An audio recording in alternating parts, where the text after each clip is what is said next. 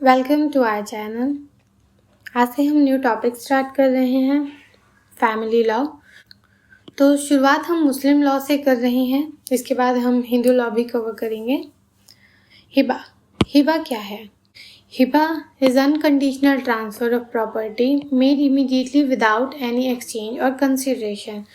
तो हिबा जो है वो अनकंडीशनल ट्रांसफ़र ऑफ प्रॉपर्टी है, मतलब कि इस ट्रांसफ़र ऑफ प्रॉपर्टी पे कोई भी कंडीशन इम्पोज नहीं की गई है, कोई रिस्ट्रिक्शन नहीं है।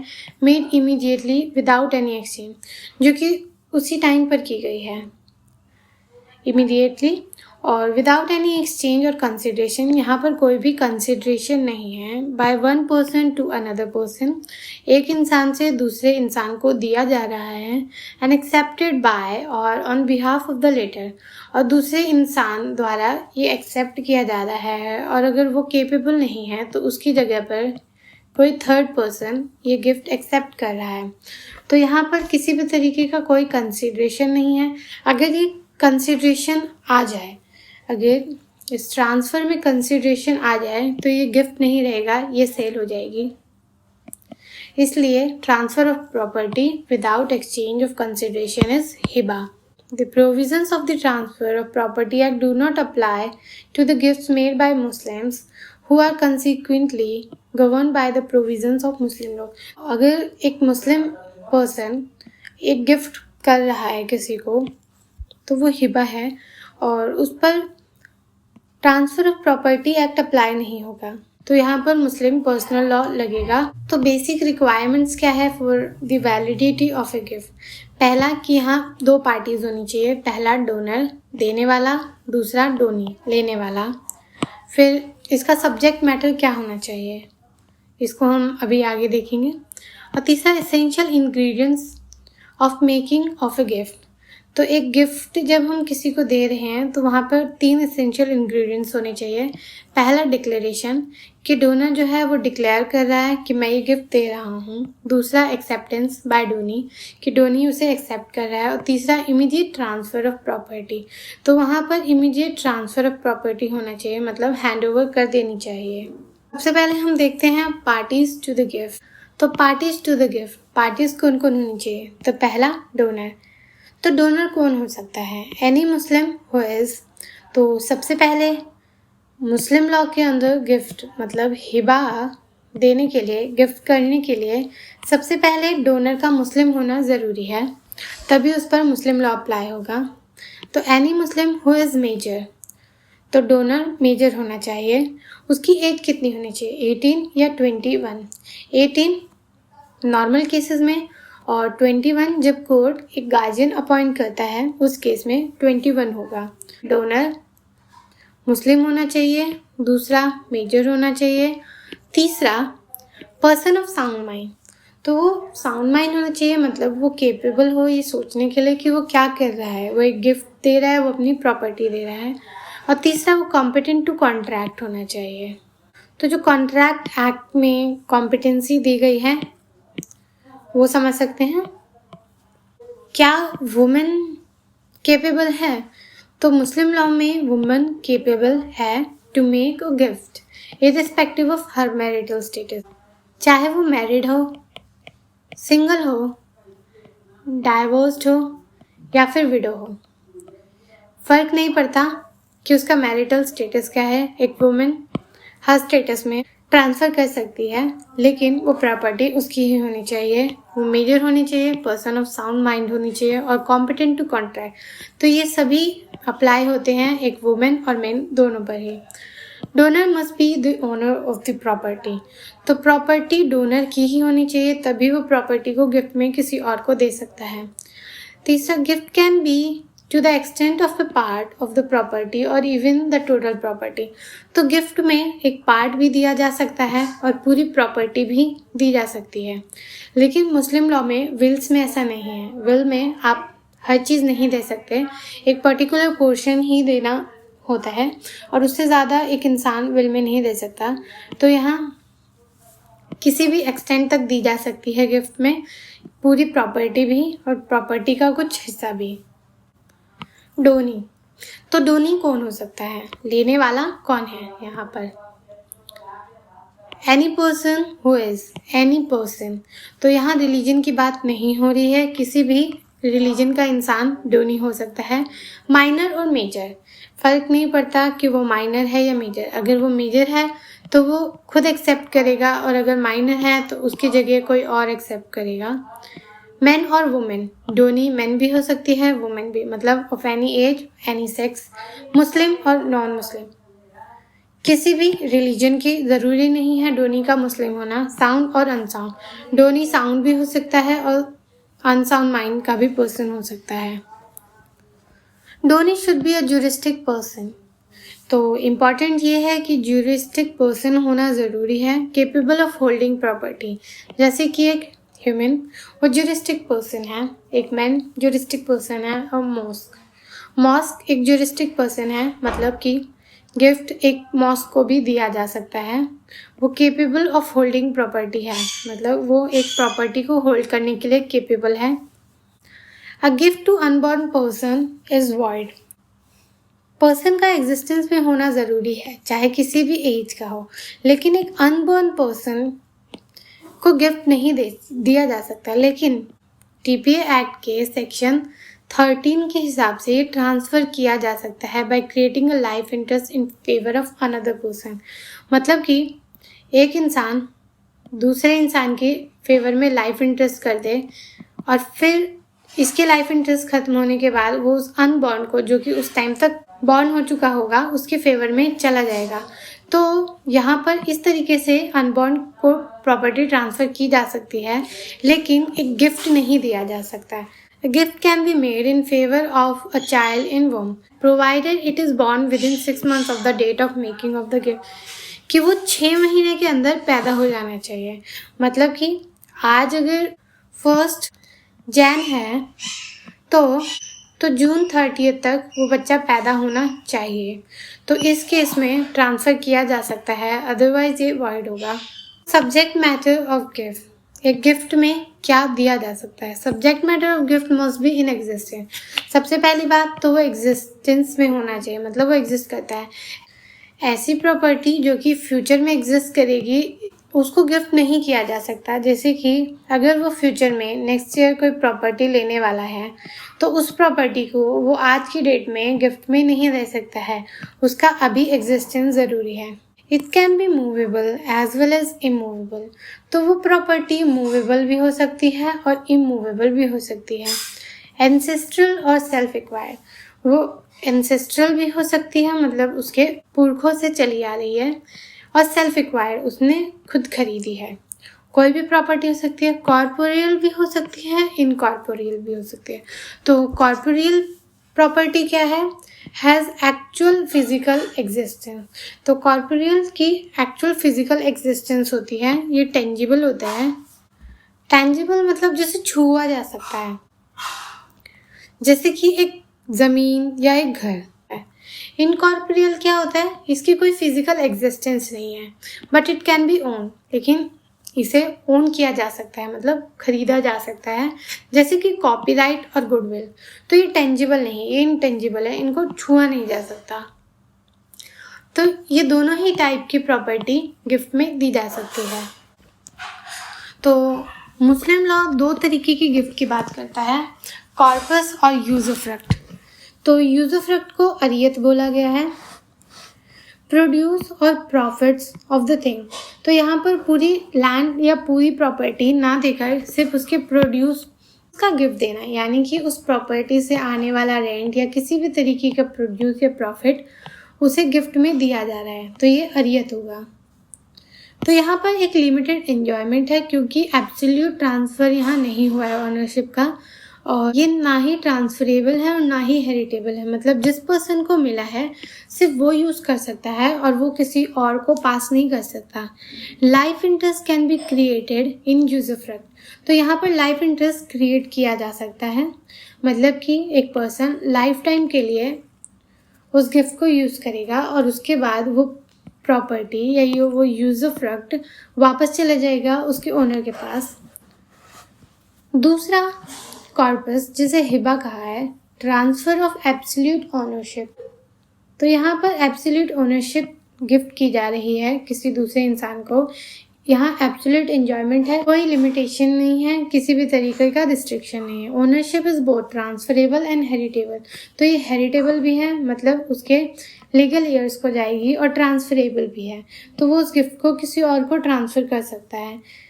Life interest can not be created in corpus, तो यहाँ पर कॉर्पस हिबा में लाइफ इंटरेस्ट क्रिएट नहीं किया जा सकता, यानी कि गिफ्ट में एक पूरी प्रॉपर्टी, पूरी ओनरशिप दे देना और फिर कहना कि भैया जब तुम मर जाओ तो वापस दे देना। तो इस तरीके का लाइफ इंटरेस्ट क्रिएट नहीं किया जा सकता कॉर्पस में, लेकिन यूज़ुफ्रक्ट में किया जा सकता है। Gift of the existing property but operative on a future date would be void, अगर गिफ्ट की जा रही है एग्जिस्टिंग प्रॉपर्टी तो है लेकिन फ्यूचर डेट में मिलेगी, तो उस सिचुएशन में ये वर्ड होगा, क्योंकि इमीडिएट ट्रांसफ़र ऑफ पोजेशन, जैसे कब्जा कहा गया है, वो ज़रूरी है। अगर प्रॉपर्टी गिफ्ट आज की जा रही है और पोजेशन 4 साल बाद दिया जाएगा, या जो गिफ्ट कर रहा है पर्सन उसके मरने के बाद दिया जाएगा, तो उस सिचुएशन में ये वॉइड होगा, क्योंकि उसी वक्त ट्रांसफ़र ऑफ पोजेशन नहीं हो रहा है। A gift of life interest is valid in usufruct only, तो लाइफ इंटरेस्ट क्रिएट किया जा सकता है लेकिन कॉर्पस में नहीं, सिर्फ यूज़ुफ्रक्ट में, कि वो सिर्फ उसको यूज़ करेगा, मतलब उसके प्रोड्यूस या प्रॉफिट के लिए उसको ट्रांसफ़र किया जा रहा है, सिर्फ प्रोड्यूस राइट और प्रॉफिट राइट्स। तीसरा, the gift of an equity of redemption is valid, तो इक्विटी ऑफ रिडम्पशन क्या है? जैसे कि पर्सन ए ने बी के पास अपनी प्रॉपर्टी मॉर्गेज की है और बी ने इसे मनी दिया है, मतलब पैसे दिए हैं, तो इसका right to pay the mortgage money to obtain his property back, मतलब पैसा वापस देकर अपनी ज़मीन लेना, ये उसका इक्विटी ऑफ रिडम्पशन है, right of equity of redemption. तो वो इस केस में उस प्रॉपर्टी का गिफ्ट कर सकता है सिर्फ उस केस में जब मॉर्गेज इस टाइप का है कि प्रॉपर्टी की पोजीशन ओनर के पास ही है और उसे सिर्फ पे करना है अमाउंट, तो इस केस में गिफ्ट वैलिड है। When the donor does not have the actual physical possession of the property, the donor cannot make a valid gift. अगर उस डोनर के पास फिजिकल पोजेशन नहीं, एक्चुअल फिजिकल पोजेशन नहीं है उस प्रॉपर्टी का, तो वो उसे गिफ्ट में नहीं दे सकता है, unless he actually obtains and delivers possession to the donee, मतलब वो कुछ भी करके अपनी प्रॉपर्टी वापस ले ले, ऑब्टेन कर ले, अब वो डोनर के पास पोजेशन आ गया है और उसके बाद वो डिलीवर कर दे पोजेशन को। और दूसरा, does all that can be done by him to complete the gift, या वो कुछ भी करके वो वो काम करे जिसके बाद वो गिफ्ट कंप्लीट हो सकता है। Actually obtains and delivers possession में हम ये मान सकते हैं जैसे कि ए की प्रॉपर्टी बी के पोजेशन में है, ये राइट के लिए यहाँ पर कंप्लेन करता है, केस करता है और जजमेंट ए के फेवर में आता है, तो यहाँ पर पोजीशन ए को मिल गया है और अब वो चाहे तो पर्सन सी को ये गिफ्ट कर सकता है। Does all that can be done by him to complete the gift, तो मतलब वो किसी भी तरीके से पोजेशन उसके पास आ जाए। तो इन दो केसेस में ये फिजिकल पोजेशन आ जाने के बाद डोनर गिफ्ट दे सकता है डोनी को। तीसरा इम्पॉर्टेंट एसेंशियल इंग्रेडिएंट्स क्या है of making of a gift, एक गिफ्ट देने के लिए एसेंशियल इंग्रेडिएंट्स क्या है? तो पहला है डिक्लेरेशन बाय डोनर, जिसे इजाब बोला गया है, तो डिक्लेयर करना होगा डोनर को सबसे पहले। Donor must make an offer with free consent, तो सबसे पहले यहाँ फ्री कंसेंट ज़रूरी है और डोनर एक ऑफ़र देगा, तो यहाँ ऑफ़र और कंसेंट दोनों ज़रूरी हैं। दूसरा, declaration has to be made in the presence of some witnesses, तो या तो कुछ लोग आसपास होने चाहिए, मतलब विटनेसेस हैं, और तब ये गिफ्ट का ऑफ़र दिया जा रहा है इन प्रेजेंस ऑफ विटनेसेस या by way of public statement, या फिर वो कोई पब्लिक स्टेटमेंट, कोई डॉक्यूमेंट्स वगैरह रिलीज़ कर रहा है जिसमें वो कह रहा है कि वो अपनी प्रॉपर्टी गिफ्ट कर रहा है पर्सन सी को। तो अगर हम यहाँ इसे टीपीए से कंपेयर करें तो ट्रांसफ़र ऑफ प्रॉपर्टी एक्ट में ट्रांसफ़र के लिए, गिफ्ट के लिए ज़रूरी है 2 विटनेसेस का होना और रजिस्ट्रेशन ज़रूरी है, लेकिन मुस्लिम लॉ में गिफ्ट दिया जा सकता है बिना रजिस्ट्रेशन के भी और बिना विटनेसेस के भी। दूसरा एक्सेप्टेंस बाय डोनी, जिसे कहा गया है कबूल। तो इजाब के बाद कबूल आता है। It must be accepted by the donee if he is competent to accept. अगर डोनी कॉम्पिटेंट है, मतलब कि वो एक मेजर है, तो वो खुद से एक्सेप्ट कर सकता है, लेकिन can be accepted bye competent person on his behalf. अगर डोनी कॉम्पिटेंट नहीं है, यानी कि वो एक माइनर है जो कि एक प्रॉपर्टी होल्ड करने के लिए कैपेबल नहीं है, वो इस गिफ्ट को एक्सेप्ट नहीं कर सकता है, तो उस टाइम पे कोई और कॉम्पिटेंट पर्सन, मेनली गार्जियन, उसके बिहाफ पर वो प्रॉपर्टी एक्सेप्ट कर सकता है। Guardian can accept the gift on behalf of his ward or person of unsound mind. तो गार्जियन माइनर के बिहाफ पे और पर्सन ऑफ अनसाउंड माइंड के बिहाफ पर एक प्रॉपर्टी, एक गिफ्ट को एक्सेप्ट कर सकता है। तो मुस्लिम लॉ के अंदर गार्जियन कौन है? First father. तो सबसे पहला गार्जियन फादर है, और अगर फादर की प्रेजेंस में एक चाइल्ड का कोई और गार्जियन नहीं हो सकता है। अगर फादर नहीं है, मतलब उसकी डेथ हो चुकी है या जो भी है, तो any person authorised bye father, अगर उसके फादर ने अपनी किसी विल वगैरह में लिखा है कि उसके जाने के बाद उसके बच्चे का गार्जियन कौन होगा, तो उसे माना जाएगा। तीसरे नंबर पे अगर वो भी ना हो, मतलब अपॉइंटेड बाय फादर और फादर दोनों ही नहीं हो, तो उस टाइम पे वहाँ पर गार्जियन होते हैं ग्रैंडफादर, पैटर्नल ग्रैंडफादर। और फोर्थ अपॉइंटेड बाय ग्रैंडफादर। तो यहाँ पर अगर ग्रैंडफादर भी नहीं है, तो ग्रैंडफादर ने जिसे अपॉइंट किया है वो, तो अपॉइंट किसी भी इंसान को किया जा सकता है एज अ गार्जियन, लेकिन ये इसी सीक्वेंस में होना चाहिए। मतलब क्रोनोलॉजी यही होगी कि पहले, सबसे पहले फादर, फिर अपॉइंटेड बाय फादर, तीसरे नंबर पर ग्रैंडफादर, और फिर अपॉइंटेड बाय ग्रैंडफादर। तो यहाँ पर एक मदर बच्चे की गार्जियन नहीं है, लेकिन अगर फादर उसे एज अ गार्जियन अपॉइंट करता है तो वो गार्जियन होगी। In case of minor married women, अगर एक माइनर मैरिड वुमेन है, तो उसका husband, major husband, is competent to accept gift on behalf of his minor wife.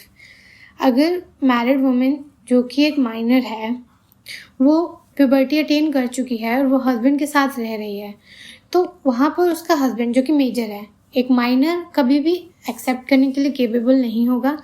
तो अगर उसका हस्बैंड मेजर है, तो वो उस गिफ्ट को एक्सेप्ट करेगा on behalf of his minor wife. Person other than guardian can accept the gift in absence of the guardian. तो एक केस था जहाँ पर एक इंसान ने मरते वक्त अपनी प्रॉपर्टी अपनी माइनर वाइफ के नाम पर कर दी, मतलब गिफ्ट कर दी अपनी माइनर वाइफ को, और वहाँ पर उसकी मदर प्रेजेंट थी क्योंकि उसके फादर नहीं थे। तो उसने अपनी मदर इन लॉ के प्रेजेंस में अपनी प्रॉपर्टी गिफ्ट कर दी अपनी वाइफ को। तो जब ये केस कोर्ट में पहुंचा, तो ये मुद्दा उठा कि एक मदर मुस्लिम लॉ में गार्जियन नहीं हो सकती है। तो इस पर कोर्ट ने कहा, मतलब थोड़ी ढील दी इस 4 के रूल को, कि अगर गार्जियन एब्सेंट है, इन 3 केसेस में कोई भी गार्जियन हो सकता है जो वहाँ पर प्रेजेंट हो। जैसे कि फादर, अगर फादर की डेथ हो चुकी है, वो एब्सेंट है, मतलब वहाँ अवेलेबल नहीं है, and his residence is unknown, या वो कहाँ रहता है किसी को कुछ नहीं पता है, मतलब वो एक लापता है, उसकी मौत हो चुकी है या उसके बारे में किसी को नहीं मालूम कि वो कहाँ है। तो उस केस में कोई भी पर्सन जो कि गार्जियन नहीं है, वो एक माइनर के बिहाफ पर उस गिफ्ट को उस टाइम पर एक्सेप्ट कर सकता है, और उस केस में ये गिफ्ट वैलिड माना गया क्योंकि वो उसकी मदर की प्रेजेंस में हुआ था और उसके फादर की डेथ हो चुकी थी। तो वहाँ पर गार्जियन नहीं था उसकी वाइफ का, तो वो गिफ्ट वैलिड था। तीसरा, जो कि मोस्ट इम्पॉर्टेंट पार्ट है, delivery of possession. Under Muslim law a gift is not valid unless it is accompanied by the delivery of possession of the gift of property.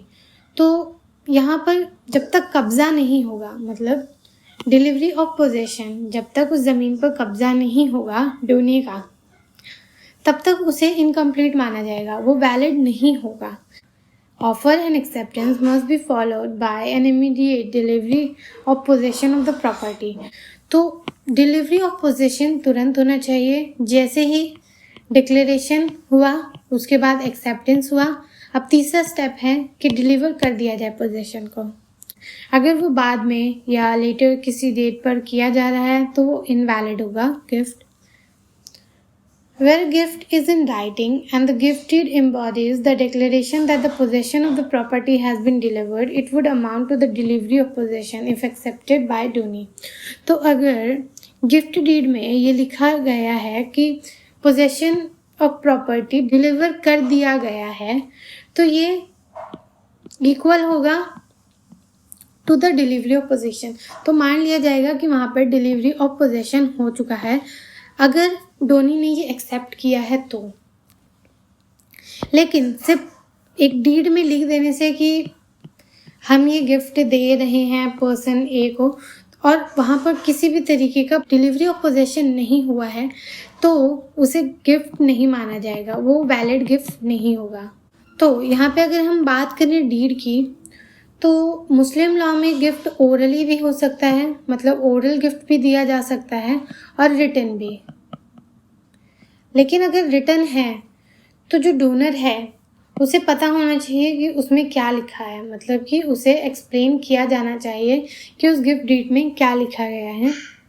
और अगर वो गिफ्ट डीड में नहीं भी कन्वर्ट किया गया है, ओरल है, तो भी ये 3 इम्पॉर्टेंट स्टेप्स हैं, डिक्लेरेशन, एक्सेप्टेंस और डिलीवरी ऑफ पोजेशन।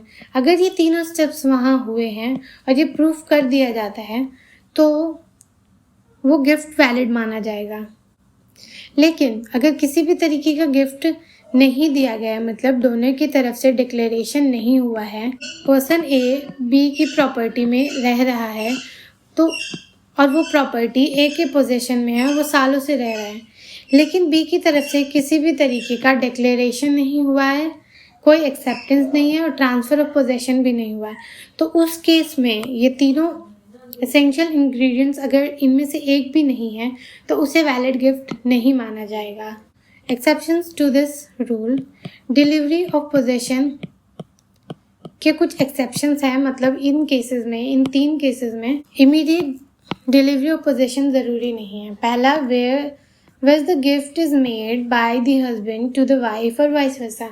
अगर गिफ्ट हस्बैंड वाइफ को दे रहा है या वाइफ हस्बैंड को दे रही है तो उस केस में इमीडिएट डिलीवरी ऑफ पोजेशन ज़रूरी नहीं है। डिलीवरी ऑफ पोजेशन से हम क्या समझ सकते हैं कि घर की चाबियां हैंड ओवर कर देना, या फिर अगर पर्सन ए ने बी को अपना घर दिया है या अपनी प्रॉपर्टी दी है तो यहाँ पर डिलीवरी ऑफ पोजेशन तब होगा जब ए ये घर छोड़कर चला जाएगा और बी इसमें रहने आ जाएगा, तब ये डिलीवरी ऑफ पोजेशन माना जाएगा। लेकिन जब हस्बैंड ने वाइफ को दिया है या वाइफ ने हस्बैंड को गिफ्ट दिया है, चाहे वो उनका मैट्रिमोनियल होम हो या फिर कोई और हो, उन दोनों ही केस में ज़रूरी नहीं है कि हस्बैंड या वाइफ जो भी डोनर है वो उस घर को छोड़कर जाए, उस प्रॉपर्टी को छोड़कर जाए और डोनी वहाँ पर आए। तो ये ज़रूरी नहीं है क्योंकि हस्बैंड और वाइफ का ऐसा रिलेशन है कि वो एक ही घर में रहते हैं, इसलिए इसे एक्सेप्शन में रखा गया है। दूसरा, where the gift is by the father to the minor child और by guardian to the ward. तो अगर गिफ्ट फादर की तरफ से माइनर चाइल्ड को दिया जा रहा है तो वहाँ पर भी इमीडिएट डिलीवरी ऑफ पोजेशन की ज़रूरत नहीं है। तो यहाँ पर लॉजिक ये है कि फादर अपने माइनर चाइल्ड को दे रहा है जिसका वो गार्जियन है, इसका मतलब कि माइनर चाइल्ड की तरफ से एक्सेप्ट भी फादर ही करेगा। तो ये वो बात हो गई एक हाथ से लेकर दूसरे हाथ को देना।